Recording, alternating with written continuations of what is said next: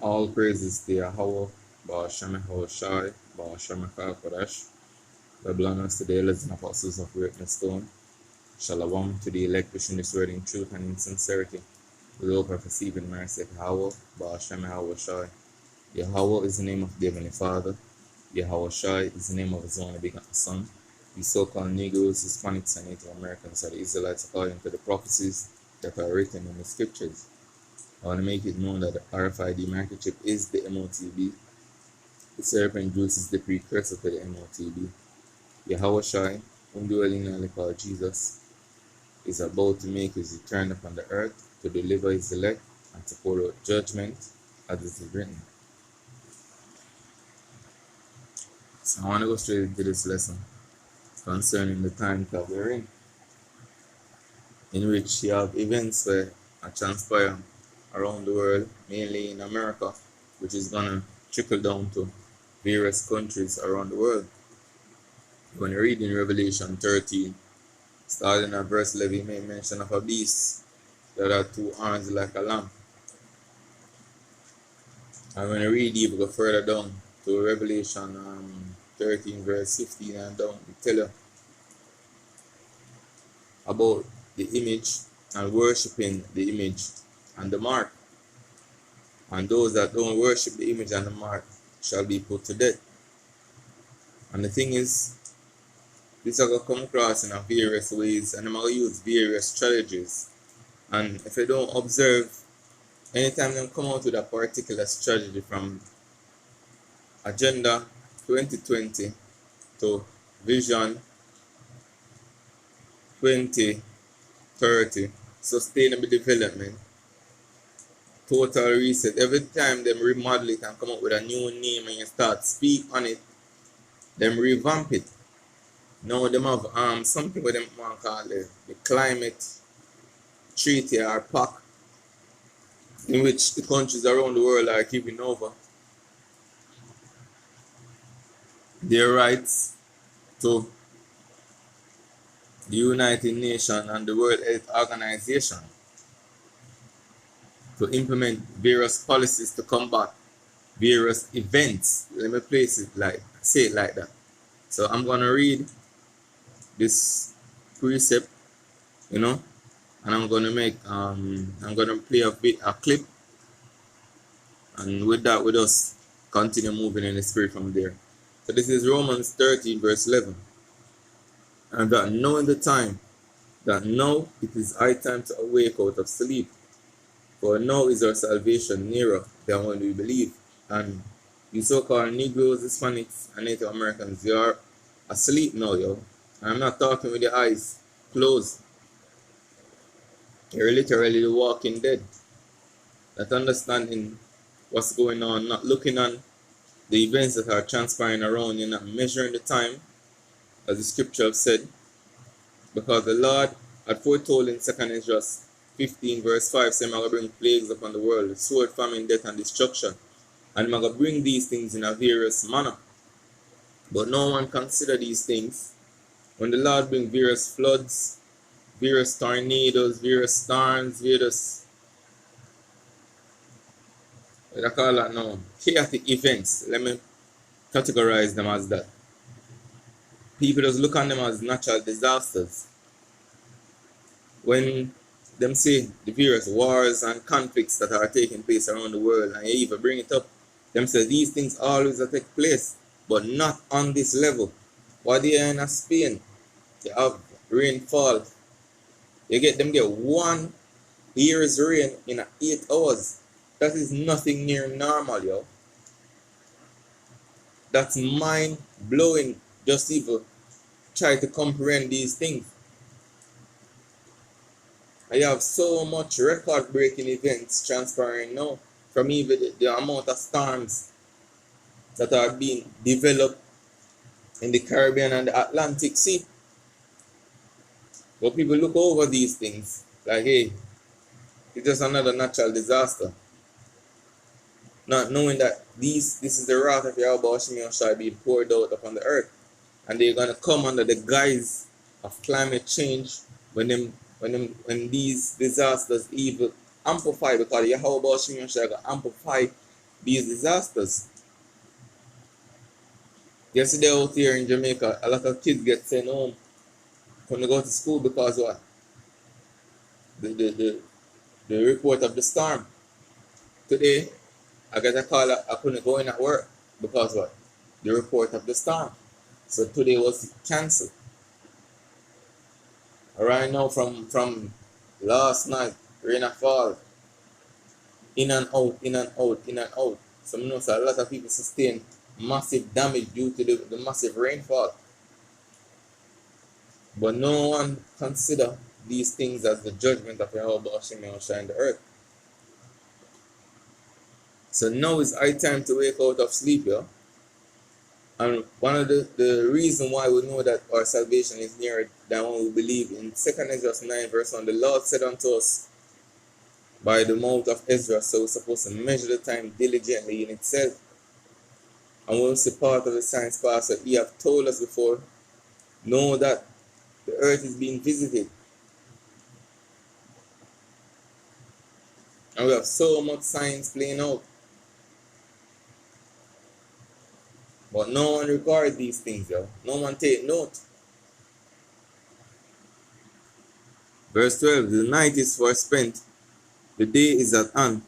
Let us therefore cast off the works of darkness, and let us put on the armor of light. And that's the mindset we're supposed to be in now, yo. Not going after worldly lusts. Not saying you're not supposed to be ambitious. You see me? Not saying you're not supposed to try to put yourself in a better situation that you are now in. But your whole aspiration not supposed to be towards this world. We'll be users of the world and not abusers. Knowing that all these things that people hold dear is going to vanish away, yo. So our mindset is supposed to be single towards the kingdom. We're supposed to have a kingdom mindset, yo. That's why the scripture saying in 1 Peter 4 verse 1, so we're supposed to arm ourselves with the mind of Yahweh Shai. Knowing that this isn't it. And draw nigh to Yahweh Hashem Yahushai by fasting, going into the scriptures, calling upon the name of Yahweh Shai, taking heed unto the word. As the scripture says, so shall a young man cleanse his ways. That's how you put out the works of darkness, yo. Not following after the philosophies of this world, but living according to the scriptures to the best of your ability, rehearsing the righteous acts. Let us walk honestly as in the day, not in rioting. And rioting go after partying, you see me?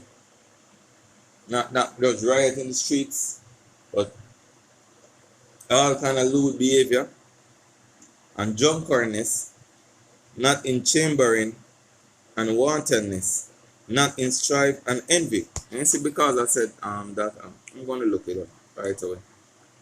I'm going to look up this in a minute.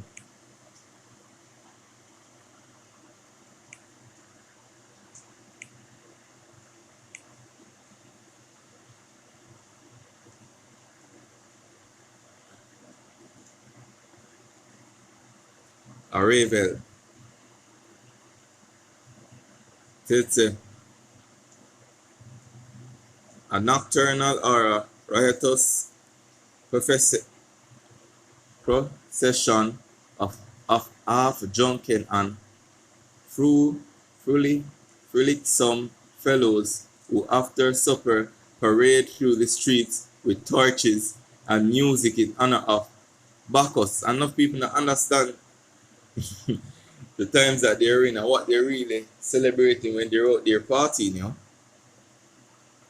or some other dainty, and sing and play before houses of male and female friends. Hence use generally of feast and drinking parties that are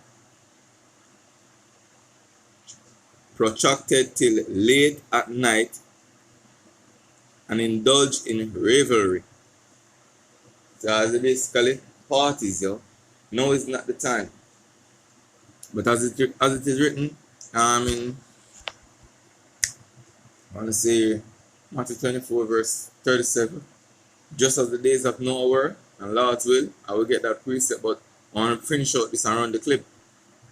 So he said, let us walk honestly as in the day, not in rioting and drunkenness, not in chambering and wantonness, not in strife and envying, but put ye on the Lord Yahushua Mashiach, and made not provision for the flesh to fulfill the lust thereof. And that a majority of people are doing right now, yo. That's why them stress out. When you look at the prophets now, yo, hey man, we're in a good mindset, knowing that all things will see a transfer upon the earth, as bad as it be. You work it to the good of those that believe in Yahweh Bashim Yahushai. Because this wicked society must crumble before the kingdom of heaven get established. So let's go to this clip. Well, the World Health Organization's pandemic treaty seems to be failing, but we may have it rearing its head in a new form. Now, the pandemic treaty is an obvious grab to supersede national sovereignty. I think I've done a pretty good job at proving that to you. If you don't agree, just look up pandemic treaty or WHO on any of our channels, Rumble, YouTube, wherever, and we go through the documents so that you can see for yourself that the World Health Organization wants to take away freedom from all member states and instate their own rules and laws. And why this is scary is not just because then they could do things like vaccine passports or mandatory lockdowns or what have you, global surveillance, but also because if our nation signs away sovereignty through a treaty for health reasons, they can do it for any reason. So I'm going to go through this. Now, again, the treaty would allow the WHO to control vaccines, survey populations, mandate lockdowns, control food supply, all supply chains for anything, even like your moisturizer or whatever, they can declare is at risk because of the way that it's manufactured and you can't get it anymore. They think that anything that they can declare a pandemic risk would be their problem. Also, they would also control what they call infodemics, which they define as too much information, even true. This is from a 2023 document called Preparedness and Resilience for Emerging Threats. You see here that they say an infodemic can be a health threat because it's the overabundance of information, accurate or not, which makes it difficult to get individuals to adopt behaviors that they want you to adopt. This is Perfect example what there with the whole jump shot. You know? So even if the information will come out true, so people are suffer from taking this poison, you know, they don't want that out there because why? People not gonna confirm if people see the effects that have on others. So it's no more just misinformation, you know. It's just information on the old. They are the ones who are supposed to push out various narrative, and you're supposed to just go along with it. And that's why scripture mention of those that don't consent unto these things. We're gonna to them, yo. Crazy town, meaning if you don't, it's information that would stop you from doing what they want you to do, even if it's true information. The fact that they wrote this down is crazy town. So we told you last month that the House of Representatives had passed this bill. It's the No WHO Pandemic Preparedness Treaty Without Senate Approval Act, which would require a supermajority vote in the Senate before the president can hand this power over to the WHO. This is currently being read in the Senate. If this does not pass, it will be up to the next president, based on their own whim, to decide whether we sign the pandemic treaty with the WHO or not. I'm fairly certain that Kamala Harris would sign it. I'm fairly certain Donald Trump would not. If anyone wants to disagree with me, that's you're free to do so. Now, one of the things that Representative Thomas Massie points out is that this treaty could open the way for other global treaties that would remove the U.S. power to make any decisions for his people. That includes going to war, stipulations about global trade. I'm going to let him explain, because this is terrifying, this idea of international treaties taking away our global sovereignty. Watch. You know, the bulk of my speech in support of my amendment actually doesn't come from me. It's going to come from Alexander Hamilton, who described in Federalist 75 the treaty-making powers of the executive. He states, its objects are contracts with foreign nations, which have the force of law, but derive it from the obligations of good faith. And this is the most important part. They are not rules prescribed by the sovereign to the subject, but agreements between sovereign and sovereign. The power in question seems therefore to form a distinct department and to belong properly neither to the legislative nor the executive.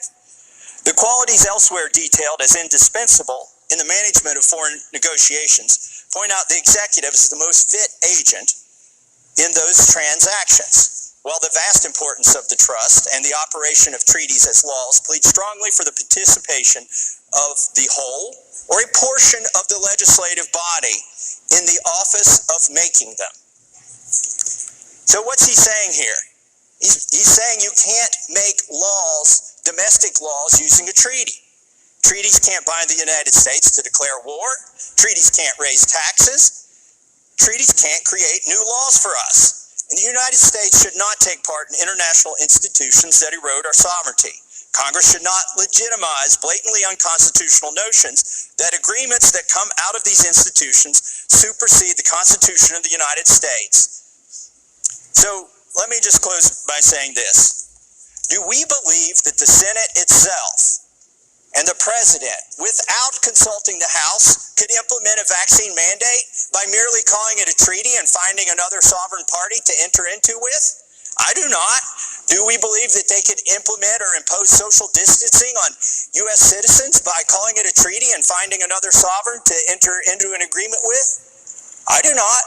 They have to come to the House. Let's take the example of gun control. Do we think they could impose gun control on U.S. citizens in a treaty? By the way, this is not a hypothetical. In a treaty with the United Nations and some other sovereign countries, merely with the advice and consent of the Senate. That would take 2/3 or 67 votes in the Senate, but it would completely leave out the House of Representatives. No, they cannot do that.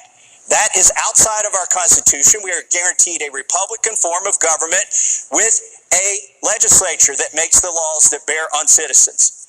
So I'll close with this most important part of my amendment, which says, if any provisions of a treaty are to have legal bearing on United States citizens, those provisions must pass both the House of Representatives and the Senate and be presented to the President, as all federal laws must. That guy don't play. Okay, yes, we should not have these treaties, international treaties, that supersede our laws unless lawmakers that we elect, Congress, sign off on this. Okay, so think about this, though, because if this... So what are you going to do when them sign off on it? So that's the thing now. What are you going to do? does not pass, if we do not give this our attention, then that means that globalist organizations can come in and supersede U.S. laws. I wrote out after this speech some of the ways that this could happen. Could NATO treaties supersede gun control? That's one of the things he said. Could IMF treaties supersede our monetary policy and instate a globalist currency? Yes, they could. Could the WEF supersede environmental and global business laws? Could the United Nations force us to go to war? So that's the problem with these international treaties. And so as I say, all these things we see a transpire over there in America, it's going to trickle down to many more countries, because you have countries around the world already signed this treaty. You know? And I need to look up if the leader out here in Jamaica had signed this treaty also. Because I've heard rumors, but I have to do the research, you know. So I want to bring forth this precept before I close. This is Matthew 24, verse 37. And it reads, But as the days of Noah, so shall also the coming of the Son of Man be. For as in the days that were before the flood, they were eating and drinking, just as I just read in Romans 13, verse 11 on down, where it says the night is for us spend the days at hand. So if we put off the works of darkness, we're not supposed to be in rioting. I'm going to the word rioting. Ensure it's a revelry, drunkenness. This is the spirit that people are going to be in the last days. So going into 1 for as the days that were before the flood, they were eating and drinking and marrying and giving into marriage until the day that Noah entered into the ark, and knew not until the flood came and took them all away. So shall also the coming of the Son of Man be. And this is the times that we are warning you so-called Negroes, Hispanics, and Native Americans of. Just as Noah warned those that were before the flood came and they didn't take heed, that's how you so-called Negroes, Hispanics, and Native Americans are behaving now, not taking heed unto the words of Yahweh Shemi Oshai. And for that cause, as it is written in Isaiah 65, verse 12, Therefore will I number you to the sword, and ye shall all bow down to the slaughter, because when I called, he did not answer. When I speak, he did not hear. And some man say, we never hear the Lord speak, you see by his servants, the prophets. So that's how the Lord declared his words. But did evil before my eyes, and did choose that wherein I delighted not. Therefore thus saith the Lord Yahweh, Behold, my servants shall eat, but ye shall be hungry. Behold, my servants shall drink, but ye shall be thirsty. Behold, my servants shall rejoice, but ye shall be ashamed. Behold, my servants shall sing for joy of heart, but ye shall cry for sorrow of heart, and shall howl for vexation of spirit. And this is what's going to play out upon the earth, because you reject the warning being declared by the prophets, as is written in Ezekiel 3, verse 17. So we're supposed to hear the word of the Lord mouth and give you so-called Negroes, Hispanics, and Native Americans warning from him. The Lord had go even further to tell us in Isaiah 58, verse 1, so we're supposed to cry aloud, spirit, and lift up our voice like a trumpet, and show his people their transgression, and the house of Jacob their sins. But when we reject the truth and trust in lies, trust in falsehood, things that profit not. So the Lord has left us up to the fruit on our own ways. So this is really fine with that. I want to say Kalalal, Yahweh, Ba'ashem Yahweh Shai, Ba'ashem Yahweh Kodash. Shalom.